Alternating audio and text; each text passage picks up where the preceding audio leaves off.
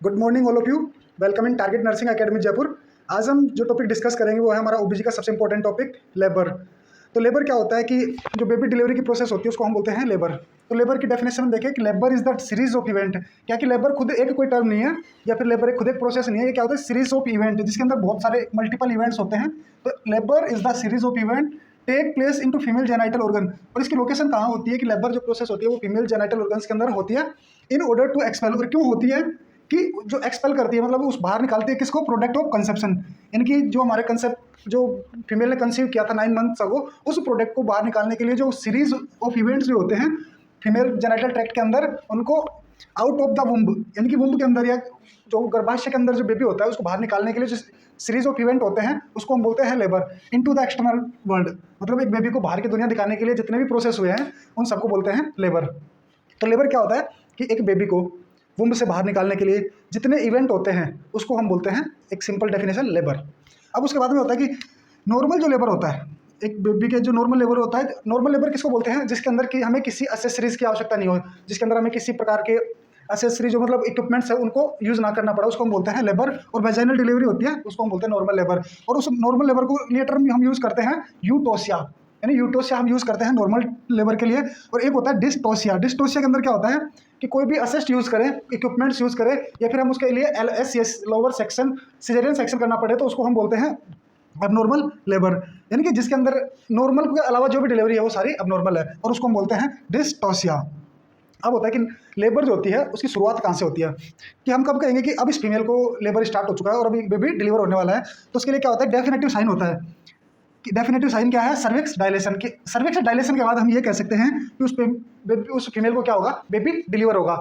अब इसमें क्या होगा कि जो मान लो सर्विक्स डायलेशन नहीं हुआ, उस फीमेल को पेन हो रहा है, लेकिन अगर सर्विक्स डायलेट नहीं हुई, पेन हो रहा है लेकिन सर्विक्स डायलेट नहीं हुई, तो उसको क्या होगा, बेबी मतलब उसके लिए अभी लेबर स्टार्ट नहीं हुआ। तो सर्विक्स डायलेशन जो होती है वो हमारा डेफिनेटिव साइन है कि अब इसके बाद इस फीमेल को लेबर होगा ही होगा। अब इसके बाद कोई प्रोसेस ऐसी नहीं है जो इसको रोक सके। डायलेट हो गया सर्विक्स, उसके बाद बेबी का बाहर आना तय है। उसके बाद में है कि वेलकम साइन इज, कि ऐसा कौन सा साइन है जिसको हम बोलते हैं वेलकम साइन। तो वेलकम साइन है लाइटनिंग।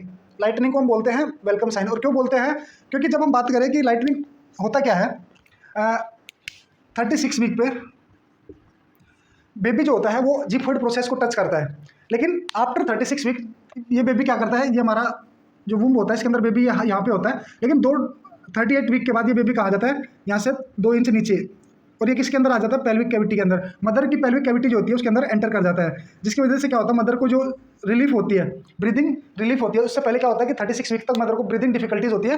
एक तो बेबी के नीचे आने से बेबी क्या होगा, इसके अंदर आके सेट हो जाएगा मदर पेल्विक के अंदर। दूसरा, मदर को क्या होता है, ब्रीदिंग रिलीफ होती है। तो उसको जो बेबी नीचे आया है और मदर को जो रिलीफ हुई है उसको हम बोलते हैं लाइटनिंग। लाइटनिंग का मतलब क्या हुआ कि बेबी आके कहाँ सेट हो गया है, मदर पेल्विस के अंदर। तो लाइटनिंग का मतलब है कि बेबी का नीचे आना, मतलब मूव डाउन ऑफ बेबी, उसको हम बोलते हैं लाइटनिंग। एक टर्म होती है शो। शो में आता है कि ब्लडी म्यूकस जो आता है उसको हम शो बोलते हैं। कि जब शो स्टार्ट, मतलब किसी फीमेल को शो हुआ है, उसका मतलब है कि उसको लेबर की प्रोसेस स्टार्ट हो चुकी है। अब इसमें ये ब्लडी म्यूकस आता कहाँ से है, कि जब तक फीमेल को प्रेगनेंसी होती है उस टाइम क्या होता है कि उस तब एक म्यूकस प्लग उसकी सर्विक्स के अंदर बन जाता है। लेकिन जैसे ही स्ट्रेच होती है, हमारे वुम्ब जो यूट्रस की वॉल होती है स्ट्रेच होती है, तो उसके अंदर से एंटीकोगुलेंट्स निकलते हैं। और दूसरा क्या होता है कि उसके अंदर से प्रोस्टाग्लैंडिन सिक्रेट होता है। वो क्या करता है, इस म्यूकस प्लग को गला देता है, यानी इस म्यूकस प्लग को डिसॉल्व कर देगा। जिसके बाद क्या होगा, वो म्यूकस प्लग और जो ब्लीडिंग होती है, ब्लड होता है, उसके साथ बाहर आ जाता है, जिसको हम बोलते हैं शो। अब जो लेबर की प्रोसेस है वो कहाँ से स्टार्ट होती है, लेबर पेन से। और लेबर पेन होता है, उसके क्या क्या सिम्टम्स हैं कि हम जिनको लेबर पेन बोलते हैं। तो लेबर पेन क्या होता है, इसके कुछ बेसिक सिम्टम्स हैं कि ये शो करते हैं कि ये हमारा लेबर पेन है। एक तो उसकी रेगुलरिटी इंक्रीज होती है, तो जैसे जैसे टाइम स्पेंड होगा उसकी रेगुलरिटी क्या होगी, टाइम के साथ इंक्रीज हो जाएगी। उसकी सीवियरिटी इंक्रीज होगा, पहले धीरे पेन होगा, फिर धीरे धीरे टाइम के साथ क्या होगा, पेन इंक्रीज होगा। उसके बाद में आता है ड्यूरेशन इंक्रीज होगा, यानी पेन जो है पहले 30 कुछ सेकंड के लिए होता है, 15 सेकंड, फिर 30 सेकंड, फिर 1 मिनट, फिर 3 मिनट तक हो जाएगा। लेकिन उसका इंटरवल घट जाएगा। पहले क्या होता है, 1 मिनट में पेन आता है, रिटर्न होता है, फिर 30 सेकंड के अंदर, फिर 15 सेकंड के अंदर, फिर कंटिन्यूस ही हो जाएगा, फिर वो कंटिन्यूस पेन रहेगा। और उसकी क्या होगी, फ्रीक्वेंसी है, पेन की फ्रीक्वेंसी जो है बार बार, मतलब फ्रीक्वेंसी मतलब है कि पेन कितने टाइम में रिपीट हो रहा है, तो फ्रीक्वेंसी जो है उसकी बहुत ज़्यादा इंक्रीज हो जाएगी। तो ये होते हैं हमारे लेबर पेन के कुछ साइन सिम्टम्स। उसके अलावा लेबर पेन जो होता है इसके अंदर क्या होगा कि जब लेबर पेन स्टार्ट होगा तो उसके अंदर सर्विक्स डायलेशन स्टार्ट हो जाएगा, सर्विक्स डायलेशन स्टार्ट होगा। जबकि एक सेम इसका अगर इसमें क्या होता है, ब्रक्सटन हिक्स कॉन्ट्रैक्शंस आते हैं, उनके अंदर सर्विक्स डायलेशन स्टार्ट नहीं होता, और जब तक सर्विक्स डायलेशन स्टार्ट नहीं होगा तब तक हम उसको क्या नहीं मानेंगे, डेफिनेटिव साइन, या हम बोलेंगे कि अभी इसको लेबर स्टार्ट नहीं हुआ। ये ब्रक्सटन एक कॉम्प्लेक्स है जो कि फॉल्स लेबर पेन के अंदर आते हैं। उसके बाद में आता है कि जो क्लिनिकल सिम्टम्स हम देखते हैं वो कौन कौन से हैं।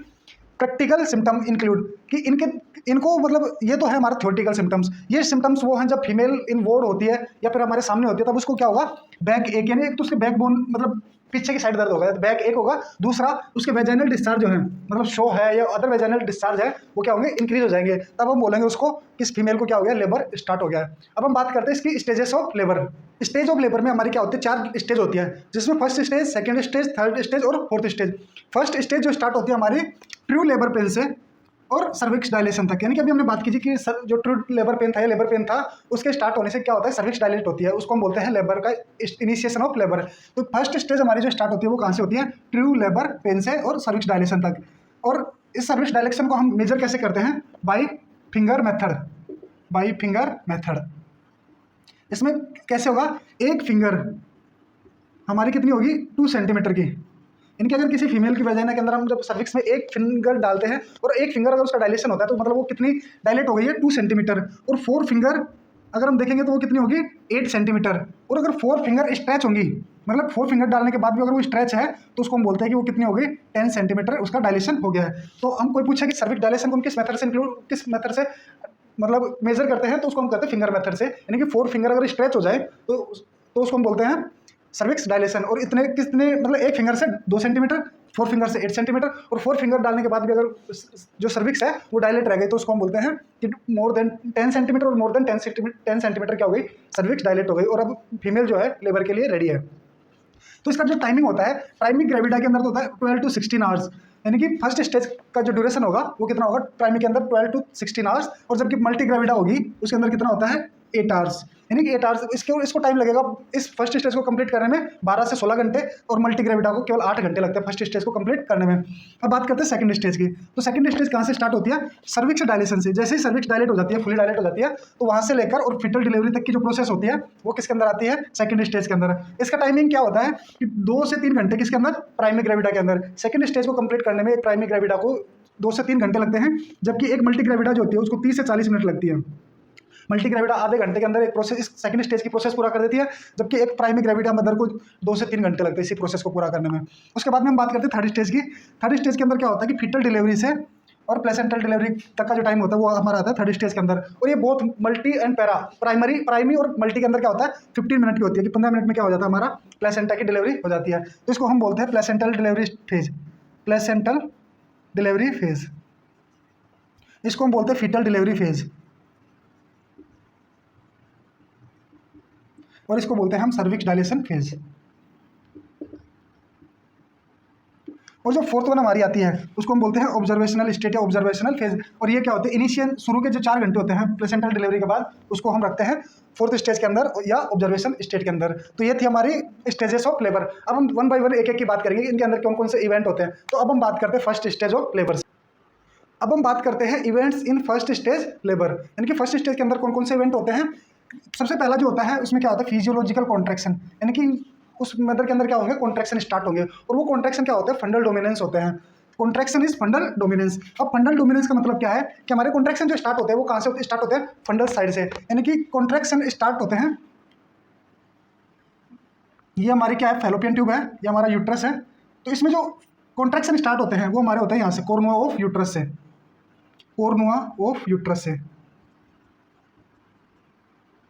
कोर्नुआ ऑफ यूट्रस से हमारे क्या होंगे, स्टार्ट होंगे। और ये कहाँ पे होंगे, फंडल डोमिनेंस, यानी कि फंडस के अंदर सबसे ज़्यादा होंगे। और यहाँ से स्टार्ट होंगे, क्या होंगे, नीचे की तरफ ट्रेवल करेंगे। तो इसको हम बोलते हैं contraction is फंडल dominance longitudinal in upper segment, यानी कि ये क्या होंगे, जो अपर सेगमेंट होगा उसमें तो लॉन्गिट्यूडिनल होंगे इस तरीके से, और जो लोअर सेगमेंट होगा उसमें सर्कुलर होंगे।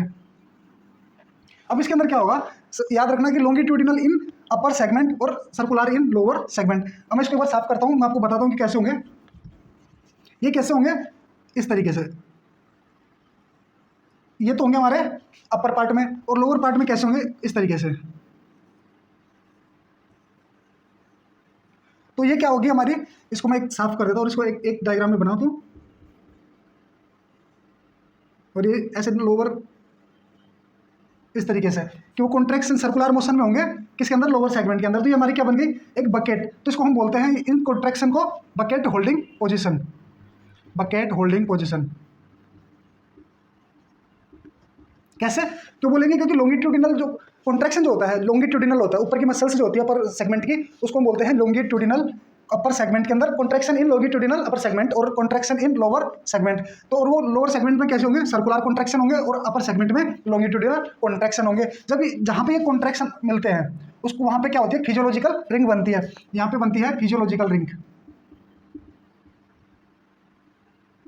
इसको हम बोलते हैं फिजियोलॉजिकल रिंग का फॉर्मेशन होता है जहाँ पे अपर सेगमेंट और लोअर सेगमेंट जहाँ पे मिलते हैं उसको हम बोलते हैं फिजियोलॉजिकल रिंग। यानी कि फिजियोलॉजिकल रिंग जो होती है वो क्या करती है, हमारे यूट्रस को दो पार्ट्स में डिवाइड करती है, अपर सेगमेंट और लोअर सेगमेंट। तो वो कौन करती है, फिजियोलॉजिकल रिंग।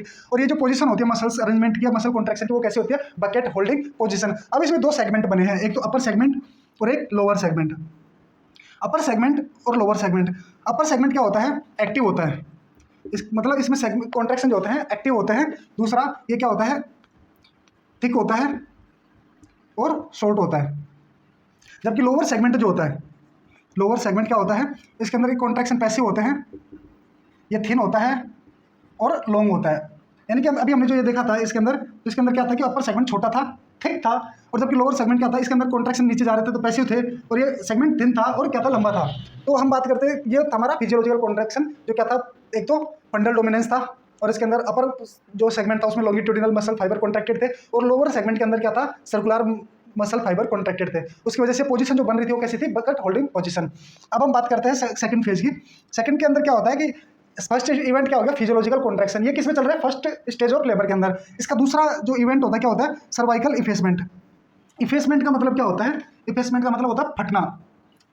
इफेसमेंट इसका मतलब होता है फटना। और किसका फटना, softening is done by proteolytic and hydrolytic activity. अभी हमने कुछ देर पहले जब हमने बात की थी सो के अंदर क्या था, जो म्यूकस, ब्लड विद म्यूकस के साथ, तो उसमें क्या था, ये जो म्यूकस प्लग था वो क्यों आ रहा था, वो इसी इफेसमेंट के कारण। इफेसमेंट में क्या होता है, वो जो म्यूकस प्लग होता है वो फट जाता है, यानी कि वो वहाँ से हटके और नीचे चला जाता है। तो वो क्या होता है, प्रोटियोलाइटिक और हाइड्रोलाइटिक एक्टिविटी की वजह से। यानी कि हमारी जो प्रोटियोलाइटिक मतलब होता है जो प्रोटीन को डाइजेस्ट कर देते हैं, और जो म्यूकस प्लग को जो बाइंड करके रखती है प्रोटीन, उस प्रोटीन को ये क्या करते हैं, इस इफेसमेंट के अंदर ये प्रोटियोलाइटिक और हाइड्रोलाइटिक एक्टिविटी की वजह से वो जो प्लग होता है वो प्लग डिसोल्व हो जाता है और वो क्या होगा, ब्लड के साथ नीचे आ जाएगा। उसकी वजह से क्या होता है, हमारा सर्वाइकल इफेसमेंट होता है।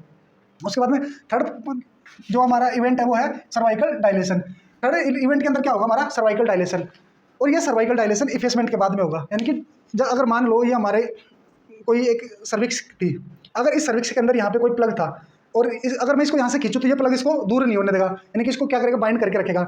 ये तो एक प्लग फॉर्मेशन है, ये प्लग हमारे को जाने नहीं देगा। लेकिन अगर ये प्लग टूट गया और ये फिर हम क्या हो सकते हैं, आराम से दूर हो सकता है, यानी मेरा हाथ आराम से दूर हो सकता है। तो ऐसे क्या होता है कि सर्विक्स डायलेशन जो होता है वो क्या होता है कि इफेसमेंट के बाद में, ये पहले हमारे यहाँ पे कोई प्लग था, अब इनको दूर करें तो ये दूर नहीं होगा, क्यों, क्योंकि ये बाइंड हो रखा है। अब जैसे ये डिजोल्व हुआ उसके बाद हम इजीली इसको क्या कर सकते हैं, सेपरेट कर सकते हैं।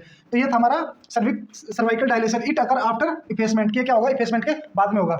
इसके 3 फेजेस हैं कि फर्स्ट वन ये जिसमें हमारी सर्विक्स क्या है, क्लोज है, और ये क्या हो गया, 0% इसके अंदर डायलेशन है, और 0% डायलेशन है तो हमारी सर्विक्स की लेंथ जो होती है कितनी होती है, 2.5 सेंटीमीटर।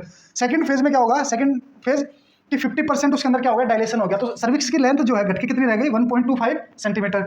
थर्ड फेज के अंदर क्या होगा, 100% डायलेशन हो जाएगा, और सर्विक्स जो हमारी उसको हम काउंट नहीं कर सकते, उसको मेजर नहीं कर सकते, क्योंकि सर्विक्स जो होती है सर्विक्स किसके अंदर चली जाती है, हमारा जो लोअर सेगमेंट होता है यूट्रस का उसके अंदर काउंट हो जाती है। तो ये हमारा इस यहाँ पे क्या होता है, फुली सर्विक्स डायलेटेड हो जाती है। उसके बाद में हम बात करते हैं फोर्थ वन कि बैग ऑफ मेम्ब्रेन।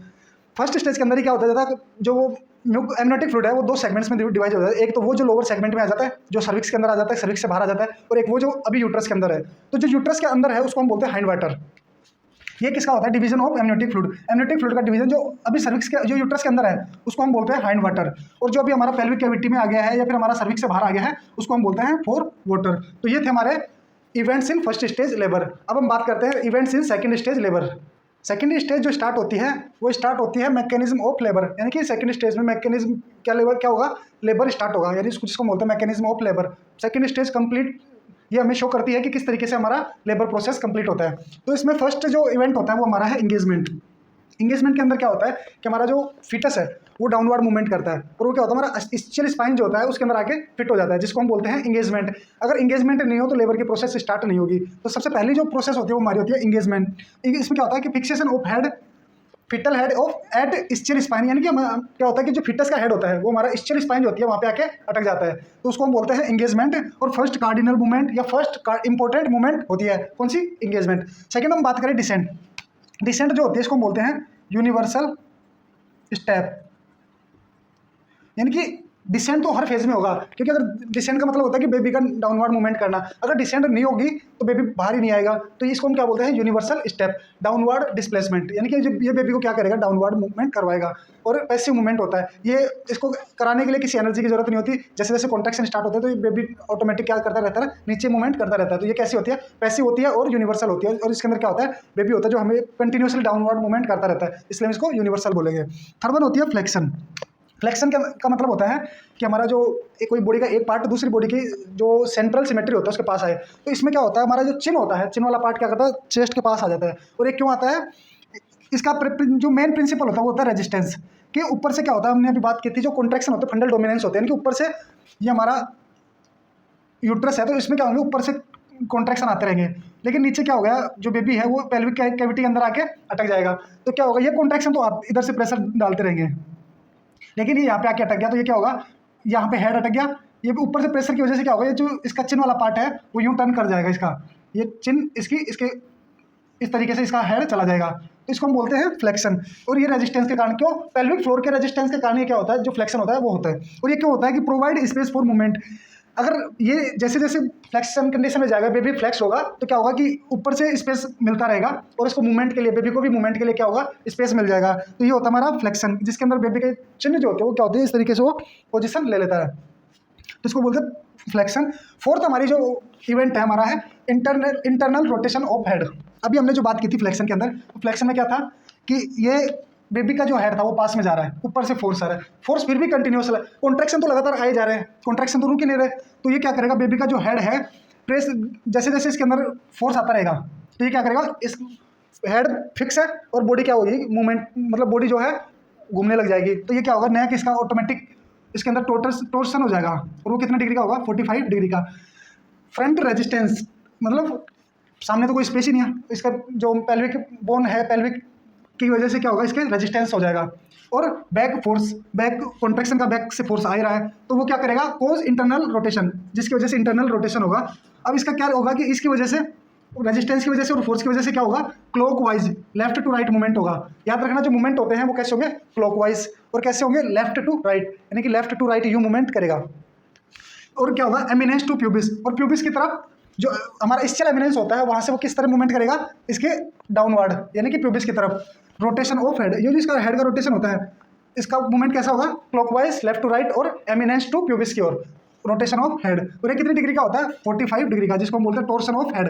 और ये जब हमारे रेस्टिट्यूशन फेज के बाद एक्सटर्नल रोटेशन ऑफ हेड होता है, मतलब रेस्टिट्यूशन जैसे ही होगा तो ये जो ट्विस्टिंग होती है, ये टोर्सन होता है, ये फ्री हो जाता है, मतलब इसको वो एक्सटर्नल रोटेशन होते ही ये क्या होगा, जो ट्विस्टिंग हुई थी ये फ्री हो जाएगी। तो ये थी हमारी इंटरनल रोटेशन ऑफ हेड, जिसके अंदर क्या होता है कि फ्रंट रेजिस्टेंस और बैक फोर्स की वजह से इंटरनल रोटेशन होता है हेड का, और कितने डिग्री होता है, 45 degree. Head rotation result in neck twisting, और ये जो ट्विस्टिंग होती है नेक की, क्यों, और जैसे ही रेस्टिट्यूशन के बाद अगर नेक्स्ट फेज आएगी एक्सटर्नल रोटेशन, उसमें ये ट्विस्टिंग रिजोल्व हो जाएगी। उसके बाद में फिफ्थ जो हमारे स्टेज, मतलब सेकंड स्टेज का फिफ्थ इवेंट जो है वो है क्राउनिंग। क्राउनिंग का मतलब होता है कि फर्स्ट टाइम जो बेबी का हेड है वो हमें एक्सटर्नल विजिबल होगा, यानी कि हम एक्सटर्नल वेजाइना को देखेंगे तो उसमें क्या होगा, हमें first time foetal head visible, कि हम उसको एक्सटर्नली बेबी का जो हेड है उसको देख सकते हैं, जो प्रेजेंटिंग पार्ट है उसको सीन कर सकते हैं, उसको बोलते हैं क्राउनिंग। सिक्स्थ स्टेप हमारी है डिलीवरी ऑफ हेड। अब इसमें क्या होगा, हेड की डिलीवरी हो जाएगी, और कैसे होगी, रिजल्ट ऑफ फोर्स मैकेनिज्म। इसमें कौन कौन से फोर्स हैं जिनकी वजह से ये डिलीवरी जो होती है हेड की वो होती है। फर्स्ट वन हम एक्सपल्सन की बात करें, एक्सपल्सन का मतलब होता है उसको बाहर निकालना। कैसे, एक तो कॉन्ट्रैक्शन, क्यों, एक्सपल्सन में क्या होगा कि उसको फोर्सफुली बाहर निकालना, और वो भी कैसे, कॉन्ट्रैक्शन जो होते हैं वो कंटिन्यूसली बेबी को मतलब नीचे पुश करते रहते हैं। एक सेकंड होता है bearing down. Bearing down efforts क्या होते हैं, जो मदर एफर्ट्स लगाती है, मतलब मदर का एब्डोमिनल प्रेशर जो होता है उसको हम बोलते हैं बियरिंग डाउन। ये तो होता है कंटिन्यूस प्रोसेस होता है जो हार्मोनल होता है, जबकि ये क्या होता है वॉलंटरी प्रोसेस, मतलब वॉलंटरी प्रेशर होता है जो मदर एफर्ट्स लगाती है बेबी को बाहर निकालने के लिए, उसको बोलते हैं बियरिंग डाउन एफर्ट्स। और इन दोनों का कंबाइंड जो होता है वो क्या करता है, बेबी को डाउनवर्ड मूवमेंट करवाता है। इनको बेबी को डाउनवर्ड मूवमेंट होगी, लेकिन पेल्विस भी तो फोर्स लगाएगा। ये तो एक्सपल्सन तो क्या था, यूट्रस का फोर्स था।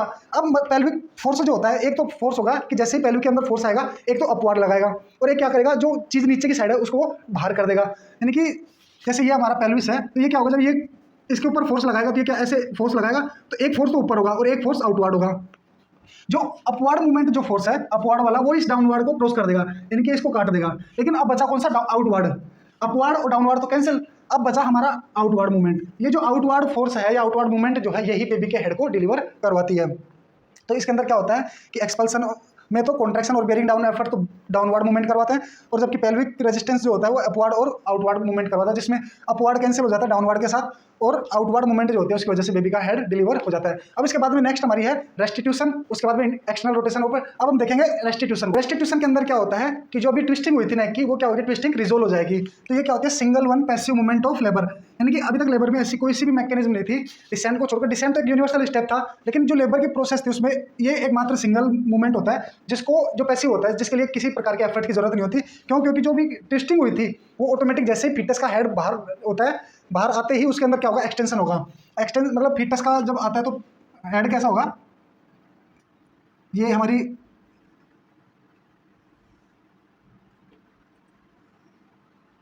एक मदर है जिसका पेरिनियम है, इसके अंदर क्या होगा, जैसे जब बेबी के अंदर तो पहले से फ्लेक्शन हो रखा था कि जैसे ही बेबी बाहर आएगा तो उसका सिर कुछ इस तरीके से आएगा, ये बॉडी और ये सिर, ये जो सिर था ये क्या होगा, फ्लेक्स होगा, इस तरीके की मूवमेंट करेगा, तो उसके अंदर क्या होगा, एक्सटेंशन होगा।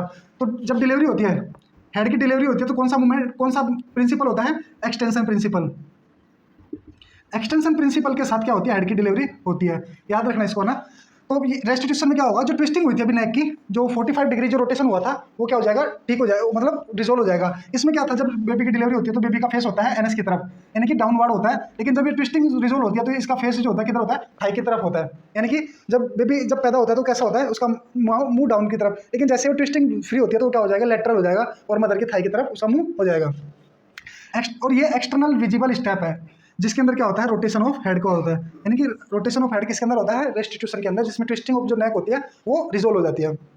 अब आता है डिलीवरी ऑफ एंटीरियर शोल्डर। जैसे ही हेड बाहर आएगा तो अब कैसे बेबी कैसे किस पोजीशन में होगा, बेबी का मुंह मदर के थाई की तरफ है तो उसकी लेटरल पोजीशन होगी। अब उसका मतलब चाहे इधर हो चाहे इधर हो, तो उसका क्या होगा, एक शोल्डर ऊपर और एक शोल्डर नीचे। अब हम बात करते हैं एंटीरियर शोल्डर की। एंटीरियर शोल्डर कौन सा होगा, जो मदर के एब्डोमेन की तरफ होगा या प्यूबिक रीजन की तरफ होगा, चाहे इधर होगा तो ये वाला और इधर होगा तो ये वाला। अब उसको डिलीवरी कैसे करवाना है, तो उसका एक्सटेंशन प्रिंसिपल हमें उसमें हमेशा एक्सटेंशन प्रिंसिपल लगाना है। एक्सटेंशन प्रिंसिपल कैसे, कि जैसे मान लो ये बेबी का शोल्डर है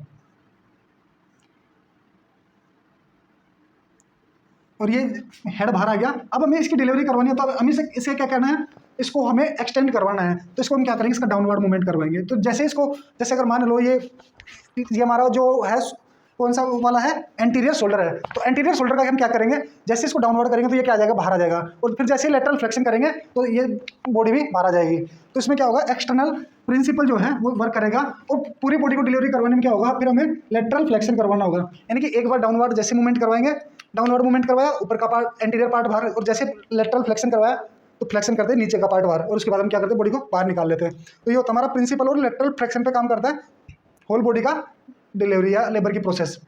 तो यहाँ तक अब ये क्या होगा, हमारा बेबी डिलीवर हो गया। अब हम बात करते हैं थर्ड स्टेज की। थर्ड स्टेज के अंदर क्या होगा, हमें प्लेसेंटा को डिलीवर करवाना है। तो उसके अंदर कौन कौन से स्टेप होते हैं, थर्ड स्टेज में हमारा क्या होता है, प्लेसेंटा का बर्थ होता है। थर्ड स्टेज जो होती है वो कंप्लीट क्या होता है, 15 बहुत प्राइमरी और जो मल्टी होता है उसके अंदर 15 मिनट में कंप्लीट हो जाती है। लेकिन इसमें क्या होता है, जो सेपरेशन होता है वो 15 मिनट, अप्रोक्स 15 मिनट में कंप्लीट हो जाता है, और 5 मिनट में वो क्या हो जाती है, बाहर आ जाती है। तो इसमें 15 से 20 मिनट लगता है प्राइमरी और मल्टी दोनों के अंदर। तो अब बात करते हैं कि जो सेपरेशन होता है वो कैसे होता है। तो मैकेनिज्म ऑफ सेपरेशन में सबसे पहला होता है कि जो सेपरेशन अगर सेंटर से हो, ये डायग्राम फर्स्ट देखिए, जिसके अंदर क्या होता है कि अगर ये तो हमारी है डेसिडुआ और ये हमारा है प्लेसेंटा, अगर इसका सेपरेशन किससे हो, सेंटर से हो, तो क्या होगा, कोरियन जो होती है, कोरियन किसको बोलते हैं हम, प्लेसेंटा को। जो कोरियन होगी फर्स्ट मतलब बाहर आएगी, मतलब जो सेपरेशन होगा वो किसका होगा, कोरियन का होगा। सबसे पहले कोरियन हट जाएगी और इसमें क्या होगा, ब्लड इकट्ठा हो जाएगा, इसके अंदर ब्लड इकट्ठा हो जाएगा। लेकिन जब हम इसको देखते हैं, जब इसको हमने देखा तो ये कैसा लग रहा है कि जैसे हवा जब हवा तेज होती है और हमारा अम्ब्रेला जो होता है, छाता जो होता है वो उलट जाता है, मतलब इन्वर्ट हो जाता है। तो वैसा ही क्या दिखती है सेंट्रल उसके अंदर, कि ये और इसमें से अम्बिलिकल कॉर्ड निकलती है, तो इसको बोलते हैं इन्वर्टेड अम्बिलिकल की जैसी हमें दिखाई देती है उसके। और इसको हम क्या बोलते हैं, मैक्सवेल्स मेथड सेंट्रल, या फिर हम मैक्सवेल्स मेथड बोलते हैं, क्योंकि मैक्सवेल्स ने दिया था, इसलिए हम इसको मैक्सवेल्स मेथड या फिर सेंट्रल सेपरेशन मेथड भी बोलते हैं। तो ये हमारा मतलब सेंट्रल सेपरेशन। अब हम बात करते हैं मार्जिनल सेपरेशन की। मार्जिनल सेपरेशन के अंदर क्या होता है कि हमारा जो ये सेपरेशन होता है इस बार सेंटर से ना होके हमारा मार्जिन से होता है। ये दिखने में एक जैसा दिख रहा है, लेकिन ध्यान रखना इसमें जो अम्बिलिकल कॉर्ड है वो अम्बिलिकल कॉर्ड कहाँ पे है, बाहर की साइड। तो मतलब सेपरेशन कहाँ से हुआ, अंदर की साइड। इसमें जो होनी चाहिए थी बाहर, इधर होती तो ये क्या होता है सेंट्रल, लेकिन अभी अंदर की साइड है तो क्या हो गया, ये यहाँ से हट के और लटक गया नीचे। तो इसको हम बोलते हैं मार्जिनल सेपरेशन ऑफ प्लेसेंटा। ये क्या होता है, इसके अंदर सबसे पहले जो उखड़ के आती है वो क्या आती है, यहाँ से डेसिडुआ। डेसिडुआ वाला पार्ट जो है सबसे पहले निकल के आएगा। और ये बटन इनटू कैविटी, ये कैसा लग रहा है कि जैसे हमारी जो वो है कैविटी है, उस कैविटी के अंदर क्या हो गया, यूट्रस के अंदर बटन जैसे स्ट्रक्चर है वो, ये किसके अंदर होगा, मार्जिनल मेथड के अंदर। इसको हम बोलते हैं मैथ्यू डंकन मार्जिनल या Matthew Duncan method. Matthew Duncan method, इसमें क्या होगा, ये मार्जिन से उखड़ के आएगी और बटन जैसे स्ट्रक्चर होगी। और इसमें जो फर्स्ट उखड़ती है वो क्या उखड़ती है, डेसिडुआ। जबकि इसके अंदर क्या होता है, कोरियन जो होती है या हमारी प्लेसेंटा जो होती है वो सेंटर से पहले सबसे पहले वो हटती है, इसके अंदर डेसिडुआ पहले हटती है। तो ये थे हमारे मैकेनिज्म ऑफ सेपरेशन, जिसमें सेंट्रल सेपरेशन या मैक्सवेल्स में सेपरेशन, मार्जिनल सेपरेशन या मैथ्यू डंकन मेथड। तो ये थे हमारे सेपरेशन के मेथड। और जो एक्सपल्सन होता है ये हमारा 5 मिनट के अंदर हो जाता है। ये सेंट्रल था और ये मार्जिनल। अब क्या होता है कि जो सेपरेट हुई है हमारी प्लेसेंटा, उस प्लेसेंटा के साइन क्या होते हैं, तो साइन ऑफ सेपरेशन। तो सबसे पहले क्या होता है, जो मोस्ट कंफर्मेटरी साइन होता है कि इस जो ये इंडिकेट करता है या ये बताता है कि अब हमारी प्लेसेंटा है वो सेपरेट हो गई है, तो उसमें क्या होता है कि लेंथ ऑफ अम्बिलिकल कॉर्ड, यानी हमारी अम्बिलिकल कॉर्ड की जो लेंथ होती है वो क्या हो जाती है, इंक्रीज हो जाती है। इंक्रीज हो जाएगी या कंप्लीट आउटसाइड, या तो बाहर आ जाएगी या फिर अम्बिलिकल कॉर्ड की लेंथ इंक्रीज हो जाएगी। सेकंड होता है सडन गश ऑफ ब्लीडिंग, कि चाहे इधर से हटे चाहे इधर से हटे, इधर से हटेगी तो भी ब्लीडिंग आ जाएगी, और अगर यहाँ से होगी तो एक साथ, इसमें तो एक साथ ज़्यादा आएगी। और लेकिन इसमें क्या आएंगे, ब्लड क्लोट्स आएंगे, ब्लड क्लोट्स आएंगे। अगर ब्लड क्लोट्स आ रहे हैं तो वो इंडिकेट करता है कि जो सेपरेट हुई है प्लेसेंटा हमारी वो कहाँ से हुई है, सेंटर से, क्योंकि ब्लड कुछ देर इसके अंदर स्टेसिस होगा, जिसकी वजह से क्या होगा, इसके अंदर क्लोट बनना स्टार्ट हो जाएंगे। इसलिए क्लोटिंग वाली जो ब्लीडिंग हो रही है तो मतलब सेंट्रल सेपरेशन था। और अगर फ्रेश ब्लड आ रहा है तो वो किसको शो करता है, मार्जिनल को, मार्जिनल सेपरेशन को। तो सडन गश ऑफ ब्लीडिंग होगी। उसके बाद में क्या होगा, अगर सेपरेशन के अंदर जो नॉर्मल ब्लड अमाउंट होता है वो कितना होता है, 100 ml, 100 to 200 ml। जो हमारा नॉर्मल अमाउंट है ब्लड लॉस का वो कितना होता है, 100 to 200 ml। और इसके बाद क्या होगा, जैसे ही सेपरेट हुई है उसके बाद यूट्रस की साइज पे क्या इफेक्ट आएगा, तो उसमें क्या होगा, बिफोर सेपरेशन, यानी कि सेपरेट नहीं हुआ है उससे पहले क्या होगा, इसके प्लेसेंटा के वेट के कारण ये क्या होगा, अम्बिलिकस से नीचे होगा। क्यों, क्योंकि इसमें जो वेट होगा प्लेसेंटा के अंदर, उसकी वजह से वो यूट्रस जो है बिलो रहेगा अम्बिलिकस। लेकिन जैसे ये सेपरेट हो जाएगी उसके बाद वो यूट्रस की वॉल जो है वेट फ्री हो जाएगी और वो क्या वापस क्या हो जाएगी, अबव अम्बिलिकस, यानी कि उसके बाद वो वापस किससे ऊपर चली जाएगी, अम्बिलिकस से। ये तो हो गई हमारे मैकेनिज्म की लेबर कंप्लीट। इसके अलावा जो हमारी फोर्थ स्टेज आती है वो हमारी ऑब्जर्वेशन की होती है, जिससे हमें पेशेंट को ऑब्जर्व करना होता है, और वो हमारी 1 to 4 आवर्स की होती है। तो यहाँ तक हमारी स्टेजेस ऑफ लेबर कंप्लीट हुई। इसके बाद में हम बात करेंगे मैनेजमेंट ऑफ लेबर की, जो नेक्स्ट क्लास में बात करेंगे। यहाँ तक देखने के लिए थैंक यू सो मच।